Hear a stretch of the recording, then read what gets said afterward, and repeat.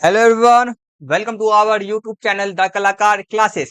मैं हूं राकेश, आपके लेकर न्यू कुटान जिसका नाम है class 7 mathematics question paper mid term exam 2025-26 का। आपको मैं इस क्लास के अंदर मैं क्लास 7 का मैथमेटिक्स का आपको क्वेश्चन पेपर कराने वाला हूं। आपका 6 तारीख को आपका मैथमेटिक्स का एग्जाम होने वाला है, तो आपको पता होना जरूरी है कि आपके 6 तारीख के एग्जाम के अंदर में किस किस प्रकार के क्वेश्चन आएंगे, आसान क्वेश्चन आएंगे, मुश्किल क्वेश्चन आएंगे, क्वेश्चन पेपर कैसा होगा आपका, ये सब आपको जानना बहुत ज्यादा ही जरूरी होता है। और साथ ही साथ आपसे स्टूडेंट को ये भी पता होना जरूरी होता है कि कौन कौन से क्वेश्चन आपके लिए मोस्ट इंपोर्टेंट आपके लिए हैं, जो आपको इस साल एग्जाम के अंदर में आएंगे ही आएंगे और 100% गारंटी आएंगे ही आएंगे। ठीक है, तो भाई इसलिए आपके लिए मैं एक क्वेश्चन पेपर लेकर के आया हूँ, जिसके अंदर आपसे स्टूडेंट को मैं हर एक क्वेश्चन पेपर एक हैगा, इसके अंदर मैं सारे सारे क्वेश्चन पेपर के क्वेश्चन के आंसर्स को आपको मैं कराने वाला हूँ इस वाले क्वेश्चन पेपर के। ठीक है, तो ये हमारा जो मिड टर्म एग्जाम आपसे स्टूडेंट का 6 तारीख का होने वाला है 2025-26 का, तो उसका इसके लिए एक क्वेश्चन पेपर है हमारे आपके लिए मैं लेकर के आया हूँ। तो उसको हम शुरू से लेकर के अंत तक पूरा सोल्यूशन करेंगे। ठीक है, यह और आपको मैं बता दूं, ये हमारा वीडियो का सेकंड पार्ट आएगा, वीडियो का हमारा सेकंड पार्ट आएगा, मतलब कि सेट नंबर 2। ठीक है, सेट नंबर 2 नहीं बोलेंगे, सेकंड पार्ट है सिर्फ और सिर्फ। क्या है, हमारे वीडियो का सेकंड पार्ट है। ये कैसे आएगा, थोड़ा गलत हो गया यहाँ पर, वीडियो का ये सेकंड पार्ट है। ठीक है, सेट नंबर 2 नहीं है, ये आपका सेकंड पार्ट है। ठीक है, ये आपका पार्ट नंबर क्या, आप क्या बोलोगे, पार्ट नंबर क्या है आपका 2 है, जिसके नाम से देखो पार्ट 1 के अंदर आपसे इसको बनाया है एमसी क्वेश्चन। मैंने सारे एक नंबर वाले को जो क्वेश्चन आपके होते हैं सारे के सारे क्वेश्चन मैंने कंप्लीट करा दिए थे। जितने भी क्वेश्चन आपके थे सारे के सारे वेरी वेरी मोस्ट इंपोर्टेंट थे। और आपका जो क्वेश्चन पेपर आपको मैं करा रहा हूँ इस साल का सीबीएसई वालों ने प्रोवाइड करा रखा है, उसी क्वेश्चन पेपर को आपको मैं करा रहा हूँ। ठीक है, तो कोई इसी तरह से जितने भी आपके एक से लेके एमसी क्वेश्चन आपके थे, तो उसी तरह के सारे क्वेश्चन आपको 6 तारीख के आपके एग्जाम के अंदर देखने को मिलेंगे। तो एक नंबर वाले क्वेश्चन हमने सारे कंप्लीट कर लिए थे। अब हमारा पार्ट 2 के अंदर हम क्या करने वाले हैं, हमारे आगे के क्वेश्चन जितने भी है, जैसे कि हमारे 2 नंबर वाले, 3 नंबर वाले, 5 नंबर वाले क्वेश्चन होंगे, उनके आगे के क्वेश्चन को हम करेंगे। तो आज की क्लास को यहाँ से शुरू करते हैं। क्लास को शुरू करने से पहले आपके स्टूडेंट को 2 काम करना है। सबसे पहला काम करना, हमारे यूट्यूब चैनल को सब्सक्राइब करके बेल आइकन बटन को ऑन पे सेट करना है। ठीक है, पहला काम।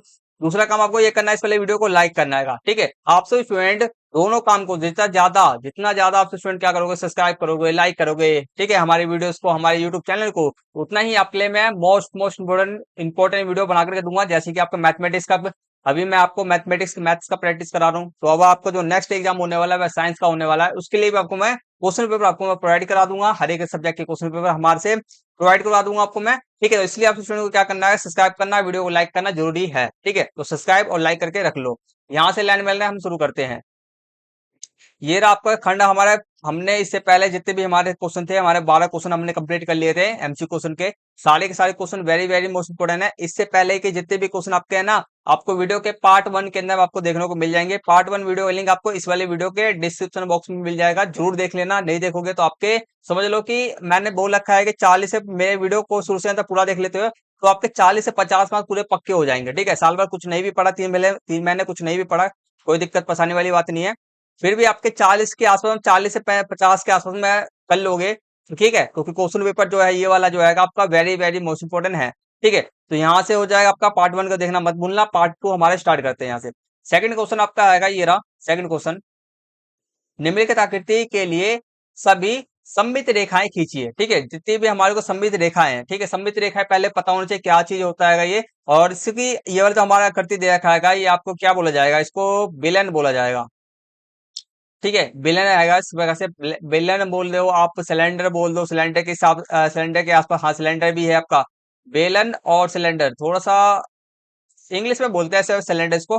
ठीक है, तो ये सबको हटाते हैं अभी। तो सममित रेखाएं क्या होती है, सममित रेखाएं ऐसी वह रेखाएं होती है जो क्या करता है, किसी भी आकृति को क्या करता है, बराबर हिस्सों में बांट देता है। क्या करता है, बराबर हिस्सों में बांट देता है, कई सारे हिस्सों में बांट देता है, तो इसको सममित रेखाएं कहते हैं। ठीक है, सममित रेखाएं मतलब क्या था, किसी भी आकृति को क्या कहते हैं ना, बांट देना, बस बराबर हिस्सों के अंदर में बांटना।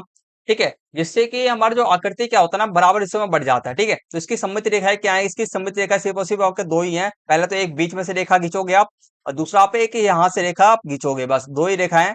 इससे कि क्या होगा, ये बट गया सममित रेखा। जैसे कि त्रिभुज का आपका क्या रहेगा, त्रिभुज के अंदर में आपका कई सारे रेखा आएंगे, जैसे कि एक ही रेखा ये आता है, एक रेखा इधर की साइड से आता है और एक रेखा इधर की साइड से आता है। ठीक है, टोटल 3 रेखाएं आपके होते हैं सममित रेखाएं। ठीक है, इसमें 2 सममित रेखाएं हैं। नेक्स्ट क्वेश्चन करते हैं यहाँ पर अगला।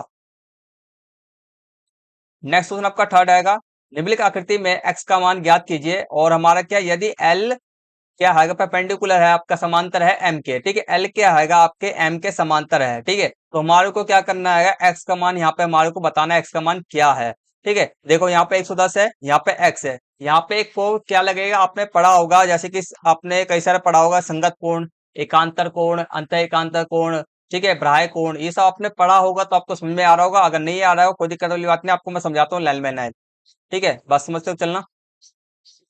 देखो हमारा क्या, जैसे कि हमने क्या करा, हमने ये करा, देखो हमने ये वाला आकृति है आपका, थोड़ा बड़ा कर देता हूं ताकि आपको बढ़िया तरीके से दिखाई दे।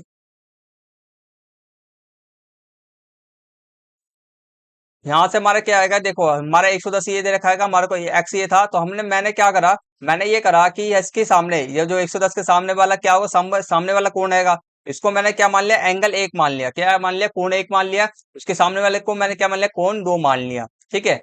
अब सुनो, अब हमारा क्या होता है, आपको पता होना जरूरी है कि आमने सामने के कोण एंगल एक, आमने सामने के कोण क्या होते हैं, बराबर होते हैं, ठीक है, ये आपको प्रॉपर्टी पता होना जरूरी है, ठीक है। तो एंगल एक बराबर क्या होगा, एंगल दो होगा, क्योंकि शीशा भिमुख कोण है आमने सामने के, या आप इसको ऐसे भी लिख सकते हो, सामने सामने के कोण है, ठीक है, शीशा भिमुख कोण है, ये लिख देना। तो ये दोनों क्या हो गए, बराबर हो गए, ठीक है, दोनों के दोनों शीशा भिमुख कोण से दोनों के दोनों बराबर हो गए। तो हमारा एंगल एक हमारा जो हैगा, एंगल एक क्या था, एंगल एक हमारे को नहीं पता, एंगल दो हमारे क्या था, एंगल दो हमारा 110 था, तो एंगल एक भी क्या होगा, हमारा 110 ही होगा, ठीक है, समझ में आ गया, शीशा भिमुख कोण से, इसको लिखना मत भूलना। आगे की बात करते हैं, अब हमारे को क्या करना है, अब देखो हमारा एंगल एक प्लस में, अब एक सेकंड, अब जो हमारा होगा, अब एंगल एक प्लस हमारा क्या होगा, एक्स होगा, वो हमारा क्या किसके बराबर होगा, 180 के बराबर होगा, क्यों होगा, क्योंकि अंतर एकांतर कोण है, इसको समझो ध्यान से। अब देखिए अब क्या होगा, एक ही साइड के कोण वाले, एक ही साइड के जितने भी कोण आपके होते हैं ना, एक ही साइड के जितने भी कोण होते हैं, उनका योग क्या होता है आपको, पहले तो उनको क्या कहते हैं, अंतः एकांतर कोण कहते हैं, क्या कहते हैं, अंतः एकांतर कोण कहते हैं, पहला चीज ये। और दोनों का योग क्या होता है, 180 होता है, दोनों का योग मिलाकर के क्या क्या होता है, 180 आपका होता है, बस।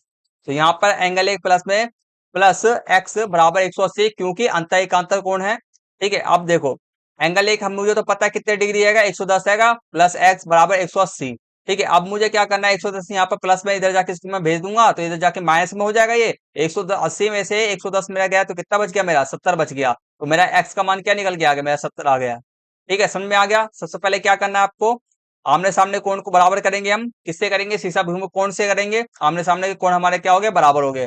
तो अब हमारे को पता है कि अब एक ही साइड के ये दोनों के दोनों कोण आएंगे, ठीक है, तो इसको कोण को क्या कहते हैं, हम अंतः एकांतर कोण कहते हैं। तो अंतः एकांतर कोण से ये दोनों के, इसके दोनों का योग क्या हो जाएगा, दोनों का योग होगा आपका 180 होगा, 180 में से जब हम इसको घटा देंगे 110 को, तो हमारा एक्स का मान निकल के आ जाएगा, ठीक है। नेक्स्ट क्वेश्चन करते हैं।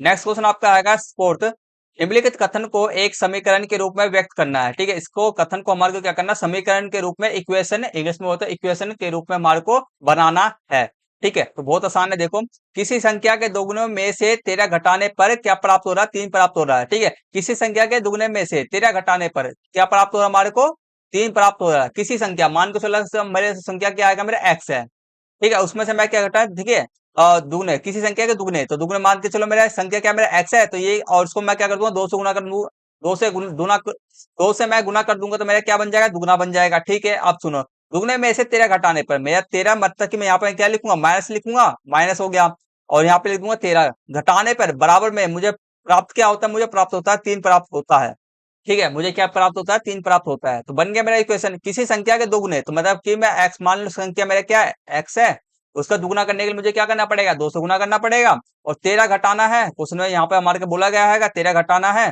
13 घटा दिया तो हमारे को प्राप्त इक्वल में हमारे पे बचता क्या है, हमारे को 3 बचता है, तो ये बन गया इक्वेशन, बस। तो समीकरण के रूप में व्यक्त करना था, बस सिर्फ और सिर्फ इतना ही लिखना था हमारे को, ठीक है। इसके अथ वाला क्वेश्चन करते हैं, अथ वाला क्वेश्चन के अंदर में हल कीजिए, ठीक है, हमारे को अथ वाले क्वेश्चन के अंदर में हल कीजिए, इसको हमारे को हल करना है, हल करना बहुत आसान है, कुछ करना ही नहीं है इसके अंदर में, देखो सॉरी,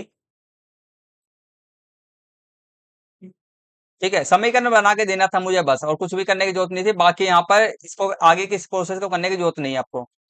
अगला करते हैं कि अथवा वाला है, हल करना है, ठीक है। अब देखो क्या करना पड़ेगा, कुछ नहीं करना पड़ेगा, ये तो बहुत आसान काम है, बहुत ज्यादा ही आसान है, इसको मुझे बताने की जरूरत भी नहीं थी, बाकी तो पता भी बता दे रहा हूँ मैं। क्या करना पड़ेगा, बस यहाँ पे 10 यहाँ पे प्लस में दिख रहा है आपको, इधर की साइड में ले जाओ, 10 यहाँ पे क्या इसमें आ जाएगा, इधर प्लस में था, इधर जाके माइनस में हो जाएगा, ठीक है। बचा कितना, 10, 100 में से 10 में 90 बचा, यहाँ पे कितना आया 10 पी हैगा, यहाँ पे 10 क्या आएगा, यहाँ पे गुणे में तो जाके मेरे किस में हो जाएगा, भाग में हो जाएगा, तो 90 बटे मेरा कितना हो जाएगा 10 हो जाएगा। जीरो से जीरो में खत्म, बचा क्या मेरा ऊपर में सिर्फ और सिर्फ 9 बचा। और किसी भी संख्या के नीचे हम एक लिख देते हैं, उसकी कोई वैल्यू नहीं होती है, तो मैं एक के नीचे एक भी लिख सकता हूँ, दो के नीचे भी एक लिख सकता हूँ, मतलब कभी भी संख्या क्या रहेगा मेरा दो ही सिर्फ और सिर्फ रहेगा। ठीक है, तो मेरा बचा क्या, मेरा 9 आंसर इसका है। वैसे भी काटो 10 को, 10 के पाड़ा पढ़ोगे 9, 10 के पाड़ा पढ़ोगे आप 9 बार तो 90 आएगा, तो 9 बार में कट गया, ऐसे सिंपल भी समझ सकते हो। ठीक है, तो सिंपल क्वेश्चन था आपका। नेक्स्ट क्वेश्चन करते हैं।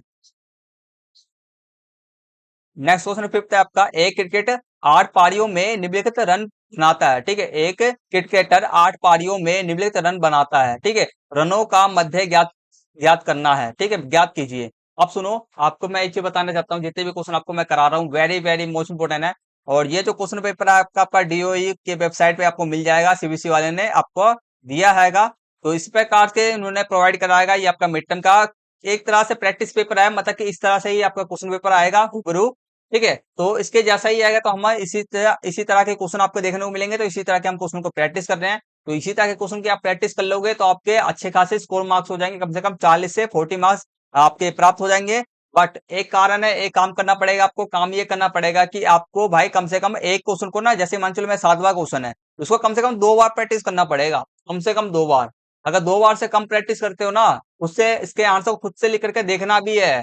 ये नहीं कि खाली देख लिया, मैंने आपको पढ़ा रहा हूँ बस वीडियो देख लिया बस हो गया काम, ऐसा नहीं, 2 बार प्रैक्टिस भी करना है। और जब तक आप 2 बार प्रैक्टिस नहीं करोगे तो आपके 40 से 50 मार्क्स आपके पक्के नहीं होंगे। ठीक है, एक चीज तो ये बात होगी। दूसरी बात ये है कि आपको मैं क्वेश्चन के हर एक क्वेश्चन का सोल्यूशन करा रहा हूँ, हल करा रहा हूँ, तो आपको मैं हर एक चीज बताते हुए चलना ना, हर एक क्वेश्चन कैसे होगा, कैसे नहीं सोल्यूशन होगा, कैसे हल होगा, वो भी मैं बताते चल रहा हूँ, तो उस पर भी आपको गौर करना आएगा, ताकि आपको हल्का सा, जैसे मान चलो सीबीएसई वाले ना हल्का सा ना क्वेश्चन पेपर ना 19-20 भी कर दिया। ठीक है, तो आपने कॉन्सेप्ट को समझ रखा है, जो जो मैंने आपको बढ़िया तरीके से समझा रहा हूँ वो चीज समझ रखा है, तो आपको कोई से भी क्वेश्चन को करने में दिक्कत परेशानी आपको नहीं होगा। ठीक है, तो इसीलिए क्या करना है आपको, मेरे वीडियो पर शुरू से अंत तक पूरा फोकस होकर के रहना है।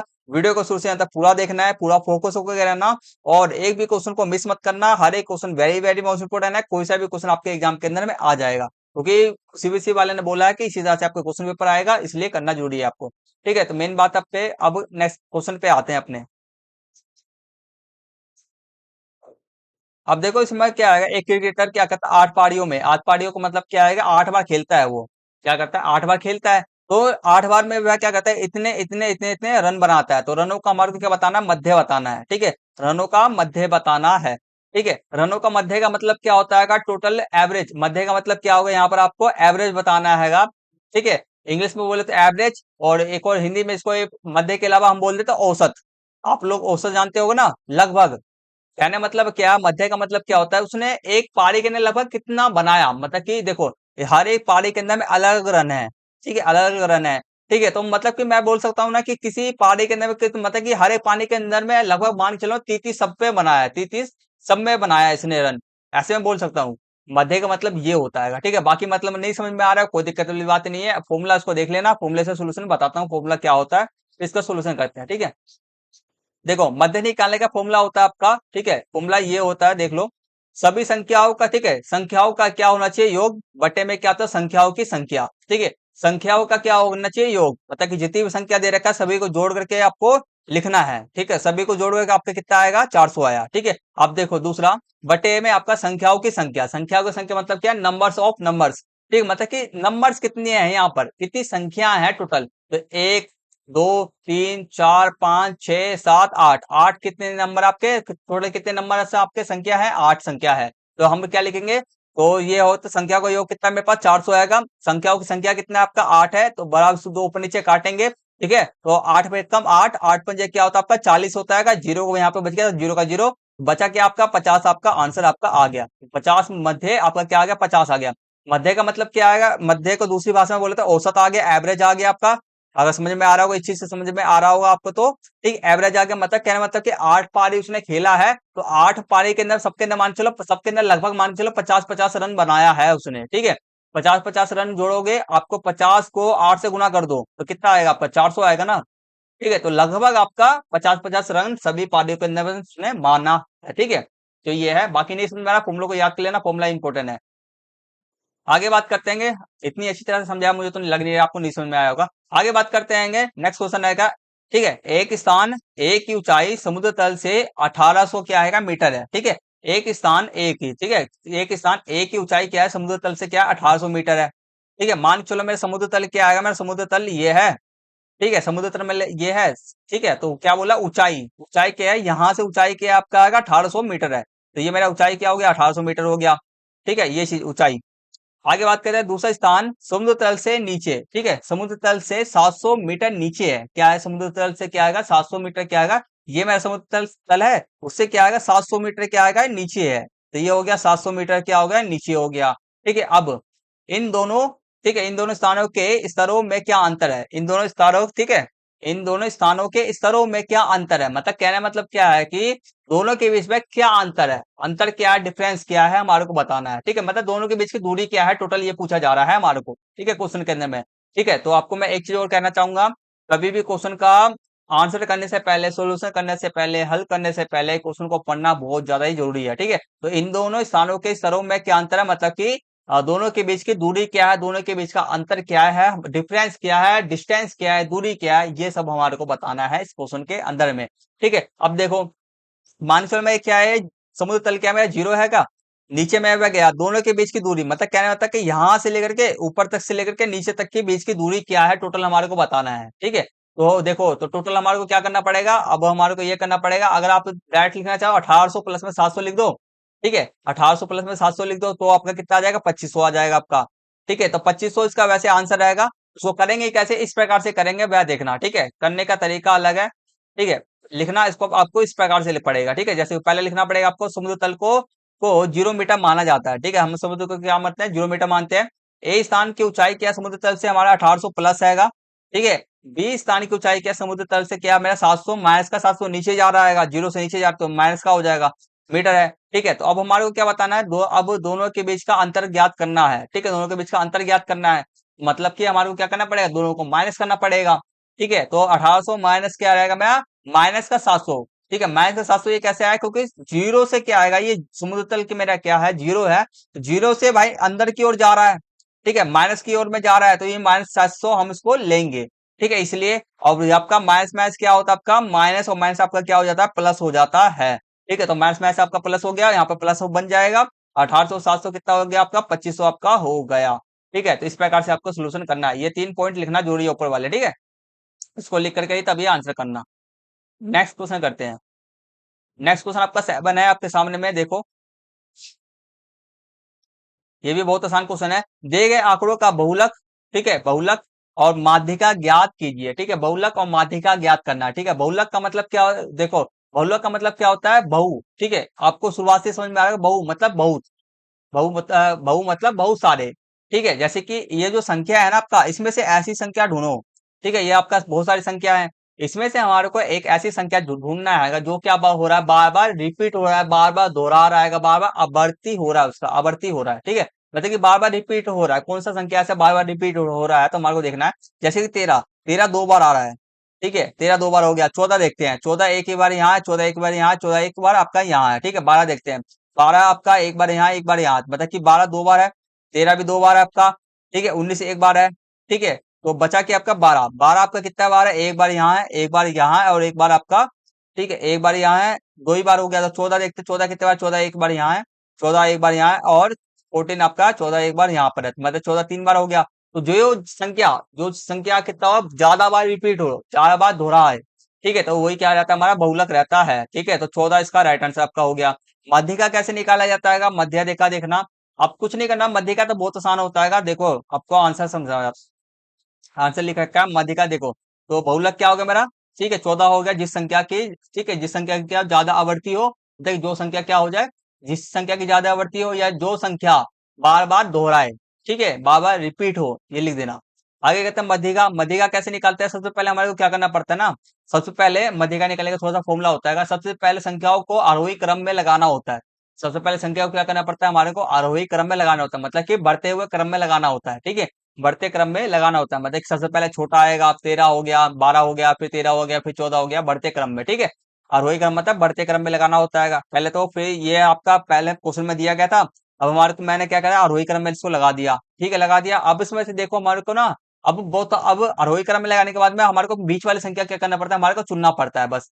4 इधर मैंने छोड़ दिया, 4 इधर छोड़ दिया, मेरा बीच वाली संख्या क्या, मेरा 14 है, तो 14 इसका आंसर क्या हो गया आपका, संख्या ठीक है। तो ठीक है, तो हमारे 14 क्या होगा, इसका मध्य का आपका हो गया, ठीक है। अब लोग सोच रहे हो तो 4 इधर आएगा, 4 इधर है, तो आपका बीच वाला संख्या तो हमारे को मिल गया आसानी से मध्य का। अगर मान के चलो मेरा सिर्फ और सिर्फ 4 ही संख्या है, ठीक है, इतना भूल जाओ अभी के लिए, तो हमारा क्वेश्चन यहाँ पे सोल्यूशन हो चुका है, आपको मैं एक्स्ट्रा बता रहा हूँ, ठीक है।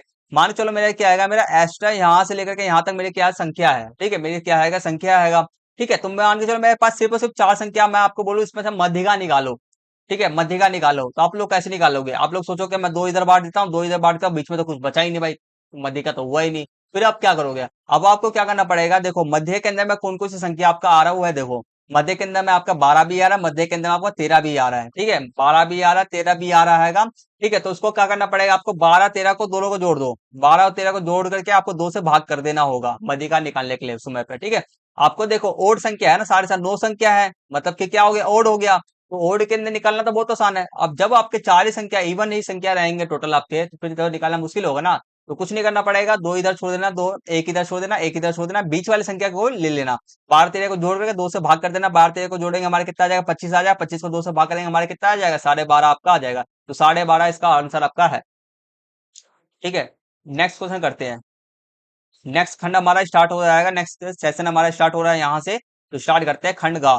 खंड गा के अंदर हमारे कितने, 3 3 नंबर वाले क्वेश्चन हमारे आएंगे, 3 ही क्वेश्चन आपके टोटल आएंगे, तो करते हैं, ठीक है। तो आठवां पहला आपका क्वेश्चन आएगा, एक वृत्त की परिधि कितना आएगा, आपका आएगा 31.4, 31.4 सेंटीमीटर आपका 31, ठीक है, 31.4 आपका है। और वृत्त की त्रिज्या और वृत्त का क्षेत्रफल हमारे को ज्ञात करना है। पाई का मान हमारे को क्या लेना है, 3.14 हमारे को लेना है, ठीक है। तो वृत्त की परिधि के आपका आएगा 31.4 रहेगा, मतलब 31 पॉइंट दशमलव आपका क्या है, 4 रहेगा।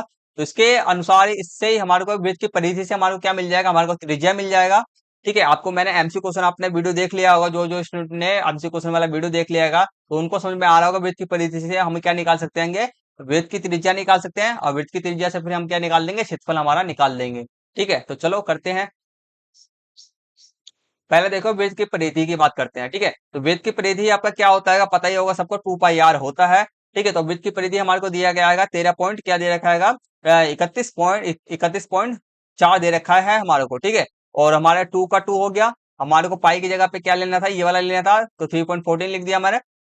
गुने में मेरा क्या लिख दिया, आर, आर तो मुझे पता नहीं, इसलिए आर का आर सिर्फ और सिर्फ मैंने आर ही छोड़ दिया मैंने, ठीक है, मुझे पता नहीं मैंने छोड़ दिया, ठीक है। आगे बात करते हैं, ठीक है। अब देखो, अब मैंने ये लिख दिया, ये सब लिख दिया। अब मैं क्या कर रहा हूँ ना, ये वाली जो संख्या है ना, पूरा टोटल संख्या को मैं इधर की साइड में ले जा रहा हूँ, इधर की साइड में ले जा रहा हूँ, और आर को मैं सिर्फ और सिर्फ अकेला इस साइड में मैं छोड़ दे रहा हूँ, ठीक है। तो क्या होगा, ये जितनी भी संख्या आपका है ना, जितनी भी संख्या आपका है, एक सेकंड रुक जाना। मैंने क्या करा, पहले पॉइंट उठा दिया इन सबका, ठीक है। तो इतने में अभी ये इसके साथ में नीचे में, ये मत सोचना कि नीचे में इसके साथ में लिखा पड़ा है, नीचे में नहीं लिखा हुआ, ठीक है। तो मैं इधर की साइड में ले जाऊंगा, तो क्या होगा यहाँ पर, ये होगा आपका यहाँ पर कि जितनी भी संख्या आपका ना उल्टा हो जाएगा, क्या हो जाएगा, उल्टा हो जाएगा। ये संख्या तो वैसे का वैसा ही, मैं इसको तो लेके नहीं आ रहा हूँ, तो इसको ऐसे का वैसे लिख दिया मैंने, ठीक है। फिर मैं इस वाली संख्या को मैं पूरा लेके आ रहा हूँ, तो ये क्या हो जाएगा, एक बटे मेरा जो 2 था, 1/2 हो जाएगा, ये था मेरा 3.14 था मेरा, तो 1/3.14 हो जाएगा मेरा, ठीक है। समझ में आ गया। अब सुनो, अब मैं क्या करूंगा, अब मैं यहाँ पे एक काम कर रहा हूँ, छोटा सा इसको ना आसान कर रहे हैं क्वेश्चन पे, क्वेश्चन को मैं क्या कर दे रहा हूँ, आसान कर दे रहा हूँ, ठीक है। जैसे कि मैं क्या कर रहा हूँ ना, पॉइंट पहले हटा दे रहा हूँ, मैं पॉइंट हटाने के, जैसे कि एक अंक छोड़ के पॉइंट है, तो यहाँ पे नीचे में कितना लगेगा, एक जीरो लगेगा, एक के साथ में एक जीरो लगेगा आपका, ठीक है। तो यहाँ पर पॉइंट हटाने के लिए मैंने पॉइंट हटा दिया। अब देखो यहाँ पर मैंने क्या करा, यहाँ पर मैंने ये करा कि 3.14 का मैंने क्या करा, पॉइंट हटा लिया मैंने, ठीक है, पॉइंट हटा लिया। तो इसके अगर मैं इसके नीचे लिखूंगा ना, 100 तो लिखूंगा, तो मैं इसके नीचे लिखूंगा, ठीक है। तो मैंने 100 लिख दिया। कितना पॉइंट के पहले कितना अंक है आपके, टोटल 2 अंक है, तो एक के साथ में कितने जीरो लगेंगे आपके, 2 जीरो आपके लगेंगे, ठीक है। तो यहाँ पर 100 तो इसके नीचे लिखना चाहिए था, 100 तो मैंने यहाँ पे लिख रखा है, ये कैसे हो जाएगा, ये उल्टा हो जाएगा, ठीक है। इसके नीचे में जो है ना, तो ये ऊपर की साइड में हो जाएगा, ठीक है। बस इतना समझना है, ये ऊपर की साइड में हो जाएगा, हो गया काम। अब सुनो, अब मैं 10 से कम 10, अब मैंने क्या करा, 10 से कम 10 लिखा, ठीक है। अब मेरा देखो, मैंने पॉइंट इसका हटा दिया, तो ये दोनों संख्या सेम सेम है, कट गया आपका, ठीक है। 10 से कम 10, और 10 चौके 10 धाम क्या होता है, 10 होता है, तो यहाँ पे 10 बच गया आपका। ठीक है, अब देखो दो एकम दो, दो पंजे क्या होता है आपका, 10 होता है। ठीक है, तो यहाँ पर बचा क्या, सिर्फ और सिर्फ एक गुने एक, एक गुने पांच, तो कितना आया आपका, पांच ही आ गया। यहाँ पर सिर्फ और सिर्फ बचा क्या, पांच लगा। तो सोल्यूशन को ध्यान से देख लेना कैसे कैसे मैंने कराएगा प्रिंसिपल। और ये जो सोल्यूशन आपको मैं कराया बहुत आसान तरीका है, इससे आपसे स्टूडेंट का क्वेश्चन का आंसर निकालने में बहुत ज्यादा आसानी होगा। ठीक है, तो आर बराबर क्या आ गया आपका, आर बराबर आपका 5 सेंटीमीटर आपका आ गया। अब हमारे क्या निकले, त्रिभुज के क्षेत्रफल का फॉर्मूला लगाएंगे। त्रिभुज का क्षेत्रफल का फॉर्मूला क्या होता है, पाई आर स्क्वायर होता है। तो पाई कितना दे रखा है, 3.14 दे रखा है, गुने मेरा, और आर में कितना था, 5 निकल के आया, तो आर का स्क्वायर हो गया 25 यहाँ पर हो गया। अब मैं क्या कर रहा हूँ, यहाँ पर पॉइंट हटा दूंगा। पहले मुझे देखो, मैंने आपको पॉइंट हटाना बताया ना, पॉइंट हटाना सीख लेना ताकि आपको क्वेश्चन क्या हो जाए, आसान हो जाए। ठीक है, तो पॉइंट हटा दिया मैंने, पॉइंट हटा कर मैं क्या लिखूंगा, एक लिखूंगा। और पॉइंट से पहले जितनी संख्या क्या है मेरे, कितनी संख्या है मेरे, तो दो संख्या है, तो एक के आगे मैं कितनी जीरो लगा दूंगा, दो जीरो लगा दूंगा। ठीक है, तो यहाँ पे मेरा दो आ गया। ठीक है, 25 के हम 25, 25 चौके 100। ठीक है, अब यहाँ पे मैं चार बचा, और चार को अब मुझे क्या करना पड़ेगा, चार को मैं इससे भाग करूंगा। ठीक है, तो चार को मैं इससे भाग करूंगा तो मेरे कितना आ जाएगा, चार चौक क्या है, चार सत्ते क्या होता है, चार सत्ते 28 होता है। ठीक है, ऐसे भाग कर लो अगर समझ में नहीं आ रहा होगा। ठीक है, 14 ये आ गया मेरा।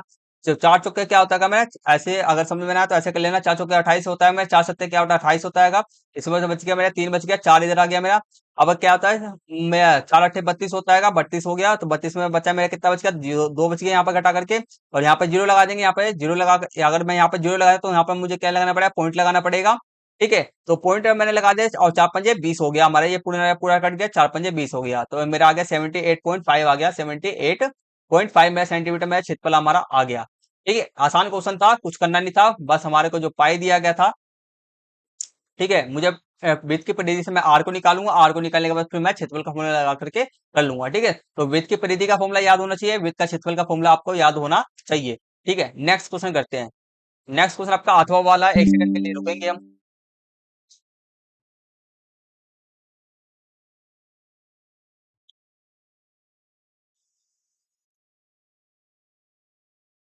ओके, ठीक है। लैपटॉप थोड़ा सा ना डिस्चार्ज हो गया था। ठीक है, तो लैपटॉप को चार्ज में लगा दिए हैं ताकि हमारा क्लास सही से हो जाए।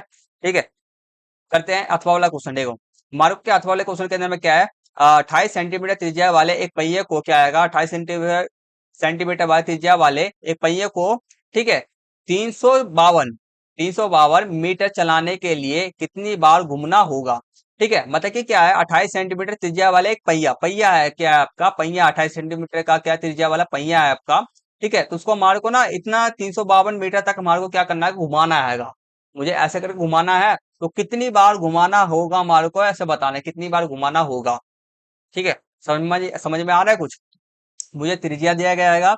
अब मुझे त्रिज्या मतलब मुझे एक पहिया का मतलब मान के चलो, एक क्या, मुझे पहिया कैसा होता है आपका, वृत्त जैसा होता है। ठीक है, तो वृत्त हो गया मेरा, और इसका त्रिज्या कितना आएगा, आठ आठ आएगा। रेडियस कितना दे रखा है, 8 दे रखा है।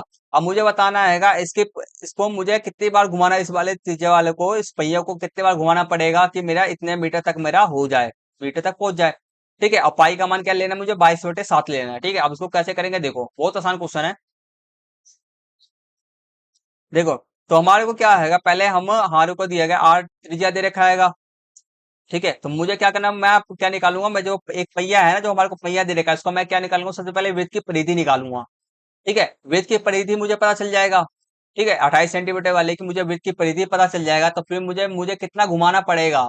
ठीक है, फिर मुझे कितना घूमना पड़ेगा तभी तो मैं निकाल पाऊंगा ना, 354 तक, 352 तक मुझे घूमने के लिए कितनी बार मुझे घूमना पड़ेगा, कितने बार मुझे चक्कर लगाना पड़ेगा, तो उसी प्रकार से फिर जाकर मैं निकाल पाऊंगा। ठीक है, क्योंकि मुझे वृत्त की परिधि, एक वृत्त दे रखा है, इसके 28 सेंटीमीटर मुझे दे रखा है, तो मुझे एक चीज सबसे पहले अगर मैं इसका निकाल दूंगा, ठीक है, इसकी पूरी परिधि निकालूंगा, तभी तो मुझे पता चल पाएगा ना कि मुझे 352 घूमने में कितना समय लगेगा, कितनी बार घूमना पड़ेगा।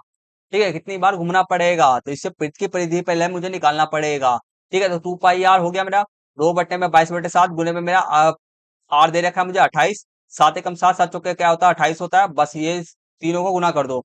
दो को मैं 22 से गुना करूँ, मेरा कितना आ जाएगा, 84 आ जाएगा। ठीक है, 44 आ जाएगा, 44 को फिर मुझे 4 से गुना करना पड़ेगा, मेरा क्या आ जाएगा, 176 मेरा आ जाएगा। ठीक है, चार चौके 16, 16 का एक, चार चौके 16, 16 और एक 17, एक तो क्या आ गया आपका 76 हो गया, 176 आपका आ गया। ठीक है, समझ में आ गया। तो 176 मेरा क्या आएगा, मेरे पहिए की परिधि क्या है, मेरा 176 है, मतलब कि मैं एक बार पहिए को घुमाऊंगा तो मेरा कितने बार घुमाएगा, मेरा एक बार, एक बार घुमाऊंगा तो मेरा 176 मेरा पूरा हो जाएगा। ठीक है, तो मेरा कितना आएगा टोटल, मुझे घूमना कितना आएगा, मुझे 352 घूमना आएगा। ठीक है, 176 को अगर 2 से गुना करो कितना आ जाएगा आपका, 352 ही आपका आएगा। मतलब ठीक है, तो 176 को आपको उसका पूरा करने में, 352 पूरा करने में कितने बार घूमना पड़ेगा, सिर्फ और सिर्फ 2 बार घूमना पड़ेगा बस। ठीक है, तो 352 को 176 से भाग कर देना, भाग करके जो आपका आएगा 2 बार, तो 2 बार घूमना पड़ेगा आपका। इतना सिंपल सा था। ठीक है, एक सेकंड रुक जाना। ठीक है, नेक्स्ट क्वेश्चन करते हैं। नेक्स्ट क्वेश्चन इसके अगला वाले भी बहुत आसान है, सारे के सारे क्वेश्चन ही वेरी वेरी आसान है। आपका इस साल के जो क्वेश्चन पेपर आएगा बहुत आसान है, बस आपको पढ़ा होना जरूरी है। अगर पढ़े नहीं होगे, चीजों को नहीं समझोगे, जो आपको मैं जैसे जैसे मैं समझा रहा हूँ उसको नहीं समझोगे, तो भाई समझ लो कि नंबर आना बिल्कुल ही नहीं ला पाओगे नंबर। ठीक है, समझना जरूरी है, कॉन्सेप्ट को समझो बस। जो जो बेसिक चीज होता है ना उसको समझ लोगे ना, तो आंसर अपने आप से निकाल दोगे। अगला देखो, नेक्स्ट क्वेश्चन है, लक्ष्मी के पिता की आयु 49 वर्ष है। क्या है, लक्ष्मी के पिता की आयु क्या है, 49 वर्ष है। ठीक है, वह लक्ष्मी की आयु के 3 गुने, ठीक है, लक्ष्मी की आयु के 3 गुने से 4 वर्ष बड़े हैं। मतलब कहने का मतलब क्या है, जो लक्ष्मी की पापा की बात की जा रही है, ठीक है, लक्ष्मी के पापा की बात की जा रही है। ठीक है, वह है, लक्ष्मी के पापा हैं लक्ष्मी की आयु के 3 गुने से। ठीक है, लक्ष्मी की आयु, लक्ष्मी के जो पापा हैं लक्ष्मी की आयु से 3 गुने से क्या है, 4 वर्ष आपके अधिक है। तो लक्ष्मी की आयु हमारे को बताना है। बहुत सारे बच्चे कंफ्यूज नहीं कर लेंगे, लक्ष्मी के पापा की आयु तो दे ही रखा है, फिर से हमारे को लक्ष्मी के पापा की आयु फिर से दिया जा रहा है हमारे को, तो लक्ष्मी की फिर हमारे को आयु निकालना है। तो बहुत आसान हो गया ना। सबसे पहले क्या करना पड़ेगा आपको, मैंने ऊपर वाले क्वेश्चन के अंदर आपको मैंने समीकरण निकालना, समीकरण कैसे बनाते हैं वो सिखाया आपकी मैंने क्वेश्चन के एक क्वेश्चन के अंदर में आपको। हमें अभी हम पिछले पिछले क्वेश्चन में, हम पीछे वाले क्वेश्चन के अंदर में करके आ रहे हैं समीकरण कैसे बनाते हैं। तो बस कुछ नहीं करना है, पहले आपको समीकरण बनाना होगा, समीकरण बना करके आप आंसर निकाल दोगे। तो देखो, बहुत आसान है। ठीक है, बहुत आसान है, बहुत बहुत बहुत आसान है। ठीक है, तो सबसे पहले मान लेना क्या है ना, आपकी लक्ष्मी की आयु क्या है, माना लक्ष्मी की आयु क्या है आपका एक्स है। ठीक है, मान लिया। अब देखो लक्ष्मी के पिता की आयु क्या है, ठीक है, लक्ष्मी के पिता की आयु लक्ष्मी से, ठीक है, 3 गुने से। ठीक है, मैंने माना क्या है, लक्ष्मी की आयु क्या मेरा एक्स है, तो इसका 3 गुने से क्या है, 3 गुने से लक्ष्मी के पिता की आयु, ठीक है, 3 गुने से 4 क्या आपका देखा है, तो मैं 3 गुने एक्स लिख दूंगा। ठीक है, 3 गुने एक्स प्लस में मेरा क्या है 4 है, 3 गुने से 4। ठीक है, 3 गुने से 4 ज्यादा है। ठीक है, तो लक्ष्मी के पिता की आयु ये आ गया, और हमारे को पहले से लक्ष्मी के पिता की आयु कितने दे रखा, 49 दे रखा है। ठीक है, तो अब मुझे क्या करना पड़ेगा, इस वाले आयु को इस वाले आयु के दोनों के आमने सामने मुझे रखना पड़ेगा, इक्वल में रखना पड़ेगा, बराबर में रखना पड़ेगा। तो दोनों के मैंने यहाँ बराबर में रख दिया। ठीक है, बराबर में रख दूंगा, तो मैं यहाँ पे आपको अब आपको सोल्यूशन करने आता ही होगा। 4 यहाँ पे गए, 4 यहाँ पे आपका प्लस में इधर जाके माइनस में हो जाएगा, तो मेरा 49 में से 4 के में 45 बचेगा। 3 यहाँ पे गुने में इधर जाके मैं भाग में आ जाएगा, 3 को 45 से भाग करूंगा, मेरा कितना आ जाएगा 45, 3 बचे। ठीक है, 3 × 3, और एक इधर चला गया मेरा, 3 × 5 = 15। तो इसका आ गया आंसर आपका कितना आ गया, एक्स का मान क्या आ गया मेरा 15 आपका आ गया। तो लक्ष्मी की आयु क्या आपका 15 वर्ष आपका है। ठीक है, वैसे आप अब आपको देख लो आपने सही करा है कि नहीं करा है, वह भी देख लो। ठीक है, तो लक्ष्मी के पिता की आयु, ठीक है, लक्ष्मी के पिता की आयु क्या था आपका 3 गुने से, लक्ष्मी की आयु से 3 गुना, मतलब कि 45 का मैं 3 गुना करूंगा तो मेरा कितना आ जाएगा 45 आएगा, से आपका क्या आएगा 4 अधिक है। ठीक है, तो इसको जोड़ के मैं 49 वर्ष आ गया ना, तो इसका मतलब क्या, हमने जो आंसर किया है, आंसर निकाला है हमारा बिल्कुल सही है। ठीक है, समझ में आ गया, आगे करते हैं। अब नेक्स्ट क्वेश्चन करते हैं। अब नेक्स्ट क्वेश्चन देखो हमारा, छठी और 7वीं कक्षा के 200 विद्यार्थी, ठीक है, विद्यार्थियों से उनका पसंदीदा रंग बताने को कहा गया, ताकि वह तय कर सके कि उनके विद्यालय भवन का रंग क्या होगा। ठीक है, परिणाम निम्नलिखित तालिका में दर्शाए गए हैं। ठीक है, तो ये रहा आपका पसंदीदा रंग, लाल, हरा, नीला, पीला, ठीक है। विद्यार्थियों की संख्या, लाल को 40 पसंद करते हैं, हरा को 20 पसंद करते हैं, नीले को 60 करते हैं, पीले को 30 करते हैं, और नारंगी को आपके कितने लोग स्टूडेंट करते हैं, कितने विद्यार्थी करते हैं, 50 विद्यार्थी पसंद करते हैं। ठीक है, तो हमारे को बस करना क्या आएगा, उपयुक्त आंकड़ों को एक दंड आरेख पर दर्शाइए। ठीक है, हमारे को क्या बनाना है, दंड आरेख पर हमारे को इस वाले आंकड़ों को दर्शाना है। ठीक है, तो ये तो बहुत आसान है, आपके एग्जाम के अंदर में ये 3 नंबर का, ये 3 नंबर वाले क्वेश्चन सारे सारे चलने हैं। ठीक है, 3 नंबर वाले चल रहे हैं ना, हाँ 3 नंबर वाले चल रहे हैं, तो ये क्वेश्चन आपका एक ना ग्राफ बनाने वाला आएगा ही आएगा। और वो कौन सा ग्राफ बनाने वाला आपका आएगा, आरेख वाला आएगा ही आएगा। तो 3 मार्क्स आपके ना फ्री फंड के नंबर आएंगे, बस ग्राफ हमारे को बना देना है, हमारे को 3 मार्क्स फ्री फंड के मिल जाएंगे। ठीक है, आपने इससे पहले नहीं भी पढ़ा होगा कोई दिक्कत वाली बात नहीं है, बस मैं जो समझा रहा हूँ समझ लेना। ठीक है, तो मैंने ग्राफ बना रखा है, इसको देखते हैं, ग्राफ को देखते हैं। देखो पहले मैं छोटा करके दिखा दे रहा हूँ। ठीक है, ग्राफ इस प्रकार से आपको बनाना है। ठीक है, आपको पता होगा कि ग्राफ पेपर आपको स्कूल के अंदर में से मिलेगा, एक लाइन पहले खींच देना, मैंने एक लाइन मैंने ऐसे घिस दिया, ये वाली लाइन मैंने घिस दिया, और ये वाली लाइन मैंने घिस दिया। ठीक है, अब सुनो, अब मेरा विद्यार्थियों की संख्या किधर आएगा और पसंदीदा रंग किधर आएगा वह देखना है। ठीक है, तो मेरा जितने भी विद्यार्थी की संख्या रहेगा ना, मेरा वाई एक्सिस पे आएगा, मेरा किस पे आएगा, वाई अक्ष पे आएगा। ठीक है, और रंग मेरे कितने कौन से वाले पे आएंगे, आपके आपके एक्स एक्सिस पे आएगा, किस पे आएगा, एक्स अक्ष पे आपका आएगा। ठीक है, समझ में आ गया। हमेशा ध्यान रखना, जितनी भी संख्या वाली बात हुई की जाए, जितनी भी संख्या वाली बात की जाए तो आपका वाई एक्स पे आता है, और जितने भी नाम वाले जितने भी टॉपिक आपके नाम सब रहते हैं ना, वह आपके एक्स एक्स पे आपके एक्स अक्ष पे आपके आते हैं। समझ में आ गया। ठीक है, अब देखो मेरे को क्या कह रहा था, लाल रंग कितने पसंद करते थे, 40 बच्चे स्टूडेंट पसंद करते थे। ठीक है, तो मैं यहाँ से क्या करूंगा, सबसे पहले देखना, दंड आरेख बनाने का पहला तरीका ये है कि भाई क्या होना चाहिए, पहले जीरो से गैप होना जरूरी है। एक एक जो बॉक्स है ना, मान के चलो ये मेरा क्या पूरा बॉक्स है, तो एक पूरा बॉक्स का ना क्या होना चाहिए, गैप होना जरूरी है। ठीक है, इसमें भी गैप दे रखा है, इसमें भी जगह है, इसमें भी जगह है, तो इसमें भी जगह है, इसमें भी जगह है। तो इसको जगह का छोड़ना आपका बहुत ज्यादा जरूरी है। अगर आप जगह नहीं छोड़ते तो दंड आरेख आपका नहीं माना जाएगा। ठीक है, तो आपको हमारे को बनाना सिंपल आरेख बनाना, सिंपल दंड आरेख बनाना है हमारे को। ठीक है, तो पहला हमारे को क्या करना पड़ेगा, एक छोड़ देंगे तो हमारे यहाँ से स्टार्ट होगा मेरा दंड आरेख। ठीक है, तो मेरा पहले पे कहते लाल को पसंद करने वाले में कितने बच्चे आएंगे, में 40 स्टूडेंट है। तो 4 को ऐसे करके पहले एक रेखा यहाँ पर खींच करके, फिर एक रेखा यहाँ, फिर यहाँ करके, तो मेरे 40 यहाँ पर हो गए मेरे। ठीक है, अगला देखो, हरा मेरे 20 पसंद कर देते हैं, एक बॉक्स हमारे पूरा छोड़ देंगे, ये पूरा छोड़ देंगे। फिर यहाँ से हम लेकर के यहाँ से एक 20 पसंद कर देते हैं, 20 को हम ऐसे करके बना देंगे, 20 यहाँ पसंद करते हैं, एक छोड़ करके हमारा 60 पसंद करते हैं। हमारे नीले को क्वेश्चन दिखा दे रहा हूँ, ये सब है, ऐसे मैं इसके अकॉर्डिंग ही बना रहा हूँ, अपने अकॉर्डिंग मैं नहीं बना रहा हूँ। ठीक है, और नीले को 40 से 60 स्टूडेंट पसंद करते हैं, तो 60 यहाँ पर है मेरा, तो 60 के देखना भी है कि 60 कहाँ पर है, तो यहाँ पे हमें रेखा नहीं खींचना, मेरे को यहाँ पे खींचना है। ठीक है, एक बॉक्स छोड़ करके पहले वाला रेखा यहाँ पर, पहली वाली लाइन यहाँ खिंचाएगी, दूसरे वाला यहाँ पर आपका घिसाएगा, और उसको ऊपर से बंद करके ऐसे आपका बंद हो जाएगा। तो ये बन गया पूरा 60 का कंप्लीट। और हमारा पीला कितना था, 30 पे था, तो 30 मेरा ये रहा, 30 का पहला रेखा यहाँ ऐसे इधर खिंचाएगा, दूसरा रेखा इधर, और तीसरा रेखा बंद, पहला रेखा इधर, दूसरा रेखा इधर, और एक रेखा बीच में हमारे गैप छोड़ना है, ये वाला ध्यान रखना। फिर हमारा 50, सब में गैप होना जरूरी है, अगर गैप नहीं है तो आपका दंड रेखा आपको नहीं माना जाएगा। तो इस प्रकार से आपको ग्राफ बनाना है, 3 मार्क्स आपके फ्री फंड के पक्के हो जाएंगे। बहुत आसान तरीका है। ठीक है, तो इस प्रकार से आपका बनाया जाता है आपका दंड आरेख। ठीक है, समझ में आ गया, यहाँ तक समझ में आ गया बढ़िया तरीके से। ठीक है, सभी के सभी कमेंट्स के अंदर मैं फटाफट से लिख देना आपको यहाँ तक समझ में आ गया कि नहीं आ गया। ठीक है, मजा आया पढ़ने में कि नहीं आया, कोई से भी क्वेश्चन के अंदर में किसी प्रकार का कोई भी डाउट हो तो वो भी पूछ लेना मुझसे। ठीक है, तो यहाँ तक समझ में आ रहा है कि नहीं आ रहा है, फटाफट कमेंट्स के अंदर फटाफट से लिखो, फटाफट से लिखो, समझ में आ रहा है कि नहीं आ रहा है। ठीक है, तो आगे के अभी आगे बढ़ने से पहले सबसे पहले कमेंट कर देना। ठीक है, आज की क्लास को हम आगे देखते हैं, आगे क्वेश्चन क्या क्या है क्या क्या नहीं है। ठीक है, आगे क्वेश्चन को देखते हैं। आगे क्वेश्चन मैं सोच रहा हूँ आपको अगली क्लास के अंदर मैं कराऊंगा, आगे के क्वेश्चन को ना हम अगली क्लास में कराएंगे, क्योंकि हमारे पास एक ही क्वेश्चन पेपर रहेगा। और भी क्वेश्चन पेपर है, बट हमारे को और भी क्वेश्चन करने से पहले हमारे को पहले एक क्वेश्चन पेपर कंप्लीट करेंगे, क्योंकि ये वाला जो क्वेश्चन पेपर आएगा डीओई का है, और ये वाला मोस्ट इंपोर्टेंट है। इसके जैसे ही हमारा क्वेश्चन पेपर आएगा तो इसको सबसे पहले हमारे को सोल्यूशन करना जरूरी है, इसके हर एक क्वेश्चन के आंसर को देखना जरूरी है। ठीक है, इस प्रकार से ही आपका क्वेश्चन पेपर आपका आएगा। ठीक है, तो आज की क्लास के अंदर हम सिर्फ और सिर्फ यहाँ तक कर रहेंगे, 3 नंबर वाले क्वेश्चन तक हमारे कंप्लीट हो चुके होंगे। आगे क्वेश्चन 4 नंबर वाले होंगे, 5 नंबर वाले होंगे, क्योंकि वो बड़े बड़े होंगे, तो उसके लिए मैं एक सेपरेट वीडियो बनाऊंगा, अलग से एक वीडियो बना दूंगा। ठीक है, तो नेक्स्ट क्लास हमारा जल्दी से ही आ जाएगा, नेक्स्ट क्लास हमारा आज ही आ जाएगा। ठीक है, तो आपको क्या करना है, दो काम करना है, पहला हमारे यूट्यूब चैनल को सब्सक्राइब करके बेल आइकन बटन ऑन पे सेट कर लेना है, ताकि मैं आपको कभी भी वीडियो बनाऊं, ठीक है, सेकंड पार्ट इसका मैं थर्ड पार्ट बनाऊं कभी भी, तो आपको जल्दी से जल्दी मिल जाए। दूसरी बात इस पे आपका है कि दूसरी बात इस वाली वीडियो को लाइक करना है। जितने ज्यादा आप, मैं इस वाली वीडियो पर लाइक का टारगेट रखता हूँ, 500 लाइक का टारगेट रखता हूँ, फटाफट से 500 लाइक कर देना, पूरा कंप्लीट कराओ 500 लाइक का। और तीसरा, इस बारे पे वीडियो को शेयर करते हैं अपने दोस्तों के साथ में, क्योंकि ये क्वेश्चन पेपर बहुत ज्यादा ही मोस्ट इंपोर्टेंट है। और इस बार वीडियो पर लास्ट में कमेंट करना मत भूलना, क्योंकि आपके लिए मैं इतना ज्यादा मेहनत कर रहा हूँ, इतना सारा आपको मैं अच्छी तरह समझा रहा हूँ, तो एक लाइक तो बनता ही है, एक कमेंट के सेक्शन के अंदर में रेड हार्ट तो बनता ही है। ठीक है, तो कर देना जरूर।